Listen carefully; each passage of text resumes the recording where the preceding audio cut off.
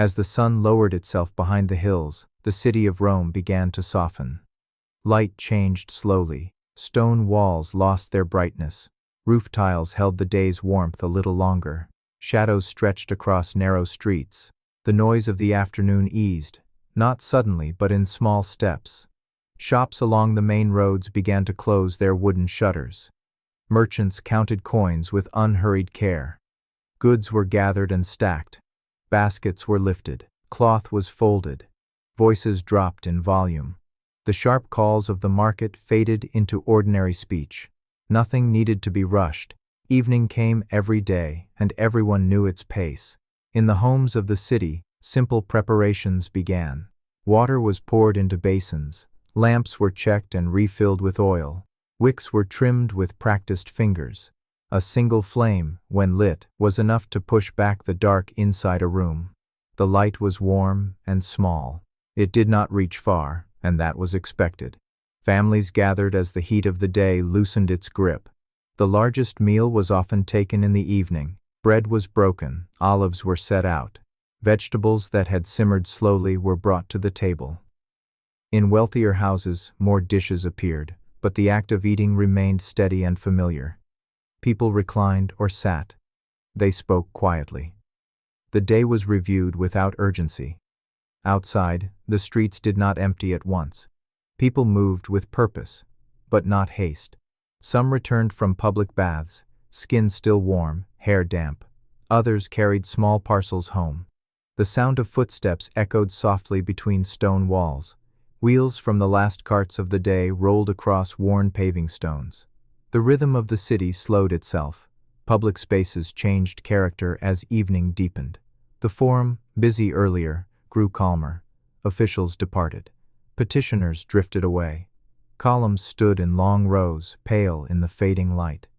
A few figures crossed the open space, their shapes growing darker as the sky dimmed.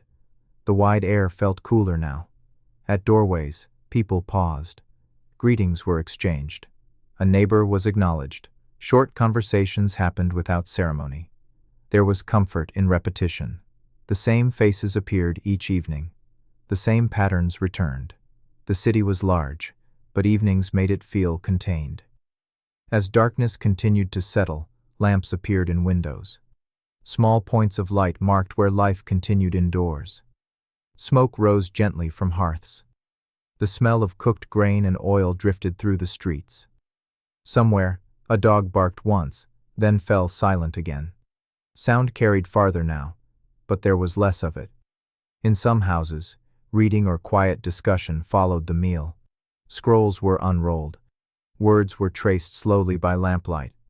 Others chose simple rest. Bodies reclined.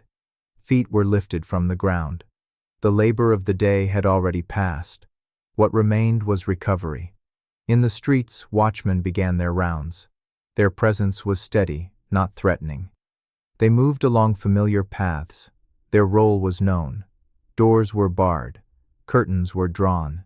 Inside, the flicker of lamplight played across walls and ceilings. The sky above Rome deepened into darker shades. Stars emerged, one by one, over the city's outline. The hum of life reduced itself further. Conversations ended naturally. Lamps burned lower as oil was used. People settled into stillness, aware that night had fully arrived, and that evening, in its quiet way, was giving way to what came next. As night took firmer hold, the city adjusted again. Movement became more deliberate. Those still outside walked closer to walls, where lamps cast a narrow glow. The darkness between lights was accepted. It was familiar and expected. People knew where to step. They had learned the city by memory as much as by sight. In apartment buildings, families settled into their upper rooms. Windows were small. Air moved slowly. The sounds of the street reached them in softened form. A distant footstep. A muted voice. The scrape of wood against stone. Inside, mats were unrolled. Bedding was arranged with routine care. Nothing about the process required thought. It had been done many times before. In wealthier homes, Courtyards lay open to the sky. Moonlight fell into these spaces, pale and quiet. Water in shallow pools reflected faint shapes. Columns stood motionless. The evening air cooled stone floors. Slaves moved quietly, completing final tasks. Dishes were cleared. Lamps were placed where they would last the longest. Then movement slowed even further. Some people remained awake longer. Conversation continued in low tones. Stories were told without urgency. Events of the day were recalled without emphasis. The words themselves mattered less than the sound of familiar voices. Silence was allowed to settle between sentences. Beyond the center of the city, in narrower districts, evenings were simpler. Fewer lamps burned, fewer people lingered outdoors. The dark arrived earlier in these places. Animals were brought inside. Tools were set aside. Doors closed with soft, final sounds. The work of daylight had ended everywhere at once. From time to time, a shout carried across rooftops, a call from a watchman marking the hour. It was not loud. It did not disturb. It reminded those still awake that time was moving, as it always did.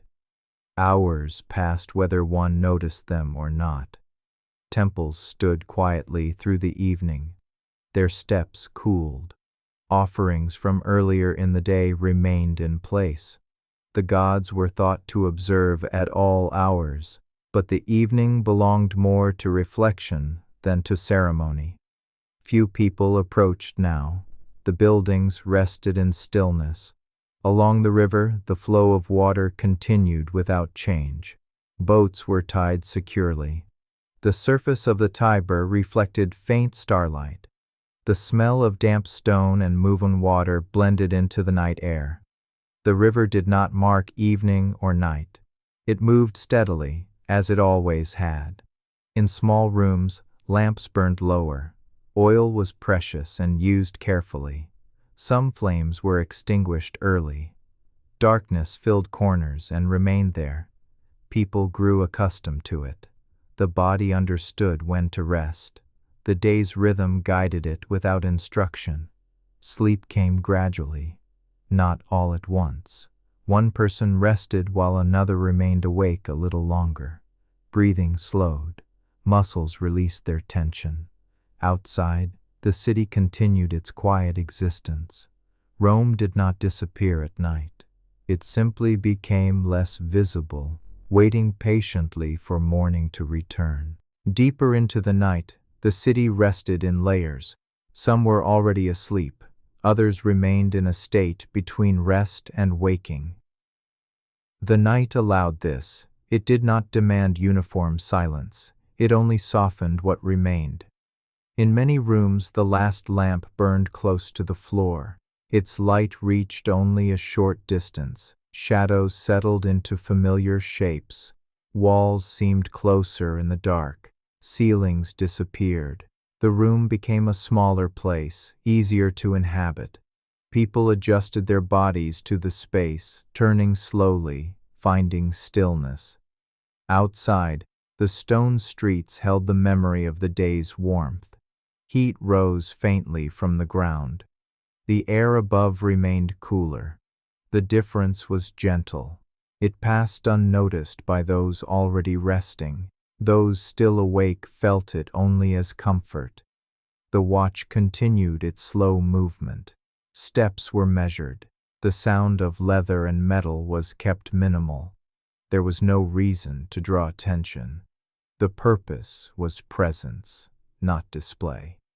The hours were counted without ceremony. In quieter neighborhoods, even these sounds faded. Distance softened them. What remained was the natural night. Wind moved through open spaces. Fabric stirred lightly in high windows. Somewhere, a door shifted as wood cooled and settled. Within the larger houses, servants slept close to their tasks. Mats were laid near kitchens and storage rooms. Sleep was lighter here. It needed to be. A call in the night would be answered. Until then, rest was taken where it could be found. The sky above the city deepened further. Stars were clearer now. Without the brightness of day, their presence felt steady and unchanging.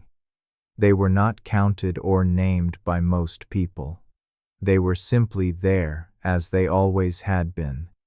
In rooms where reading had continued late, scrolls were finally set aside. Fingers released their grip. The effort of seeing by lamplight ended. Eyes closed. The mind slowed its movement. Thoughts loosened and drifted without order. The city's animals settled as well. Horses shifted in their stalls. Dogs curled closer to warmth. The occasional sound of movement passed and then was gone. Nothing followed it. The night accepted these small interruptions without reaction. In the deepest hours, Rome existed in near stillness. Not silence, but something close to it. The structures of the city stood unchanged. Roads waited. Doors remained closed. The rhythm of evening had completed its work, and the night held what it had gathered, without pressing it toward anything else. Gradually, the night reached its most settled state. Activity had reduced itself to the smallest motions. A person turning in sleep, a hand adjusting a blanket, a quiet breath released and taken again. These movements required no attention. They belonged to the night as much as stillness did. In shared living spaces, the air grew heavier with calm. Lamps that remained lit burned low, their flames steady and small. Oil thinned in shallow pools. Shadows stopped shifting and held their places.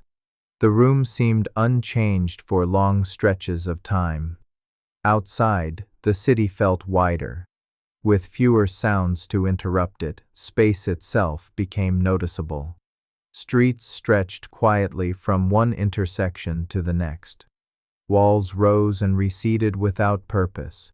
Corners held darkness without concern. Nothing pressed forward. Nothing demanded notice. The watch continued its rounds, slower now. The need for vigilance remained, but the night offered little to respond to. Their presence blended into the background of the city. Even those who heard the faint sound of movement did not react. It passed as naturally as wind. In sleeping quarters, dreams moved gently. They were not sharp or urgent. They borrowed from the ordinary. A familiar street, a known voice, a task repeated without effort. The mind rested by returning to what it already understood. In the highest rooms, stars remained visible through open spaces. Their positions shifted slightly, though no one watched them closely. Time was measured elsewhere. In the body. In the slow release of tension. In the length of uninterrupted rest. Near the hearths, embers dimmed but did not disappear. A faint glow remained under ash. It waited without intention. It did not need to be watched. It would be there when needed, as it had been many times before. The river continued its movement through the night. Its sound was low and even. It passed beneath bridges and along stone banks without pause. The city did not respond to it now. The river did not expect a response. In places where animals slept near people, warmth gathered quietly. Bodies leaned toward one another. Breathing synchronized without thought. The night held these small collections of life without distinction. As time moved on, the balance between darkness and light remained unchanged. No signal marked the shift toward morning yet. The night stayed whole. It kept its shape. The city rested within it, unchanged, unhurried, and unaware of how close it was to beginning again. Slowly, almost without notice, the night began to loosen its hold. There was no clear moment of change. Only small signs, easy to miss. The air cooled no further. It settled into balance. The deepest quiet did not deepen again, it simply remained. In some rooms, people stirred briefly, not waking, but shifting. A breath caught and then eased. A hand moved across fabric. Sleep continued without interruption. The body adjusted itself and returned to stillness. The lamps that still burned were close to extinguishing themselves. Flames narrowed, light weakened. Corners of rooms grew darker, but this brought no concern. Darkness had already been accepted. It did not alter the sense of rest. Outside, the streets held their shape. Stone reflected little light now. The ground felt firm and unchanged. Where earlier warmth had risen, now there was only cool solidity. The city seemed heavier, settled more fully into itself. In the quieter hours, sound traveled farther. A single footstep echoed longer than it would have before. The movement of water carried more clearly. These sounds were not signs of activity returning. They were simply more noticeable in the absence of others. In homes where several people slept together, breathing filled the space gently. It created a rhythm that did not vary. The sound was familiar. It did not wake anyone. It was part of the night's texture. The watch completed another circuit. Their movements remained steady. No signals were raised. No changes required response. The city offered nothing unexpected. This was the night as it usually was. High above, the sky showed the faintest shift. Stars continued their slow movement. Their arrangement altered slightly, though no one marked the change. Time passed in this way, without announcement. In courtyards and open spaces, the air rested. Nothing stirred it. Leaves lay still. Fabric hung without motion. The shapes of columns and walls remained consistent. The architecture of the city held its silence. Within the city's boundaries, everything remained in place. Doors stayed closed. Fires rested under ash. Tools lay where they had been set down. The order of the previous day was preserved, waiting. The night did not end yet. It continued to hold the city in this state of suspension. Rome remained quiet, contained, and steady, existing between what had already passed and what had not yet begun. In the long stretch before dawn, the city remained unchanged in appearance, though time continued its slow movement. The darkness did not retreat. It softened only slightly, in ways that were more felt than seen. The air seemed less heavy. The quiet felt less complete, though nothing new had entered it.